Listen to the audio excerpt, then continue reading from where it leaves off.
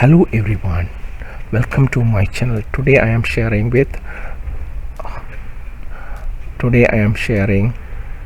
how to remove the table formatting.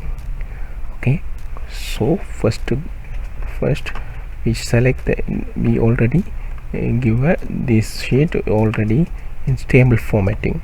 If you go to the table design, you can check here table name is a table 1. When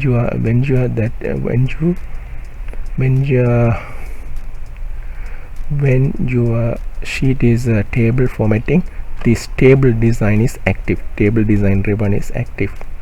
Okay, so this is a table name, so you can select any other cell and go to the table design and then convert to range. Click convert to range and give a yes. So first you need to click the cell and then go to table design and convert to the range and select yes. Do you want to convert the table to normal range?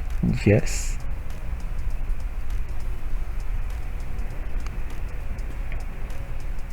Now this sheet is a normal range sheet. So if you have a color if you want to remove the color, go to the color bucket and no fill, and here is we need to change this title color too. Okay, so this is title. You need to change the title color here. Thank you for watching. If you like this video, please give a thumbs up and comment and subscribe my channel. Thank you very much.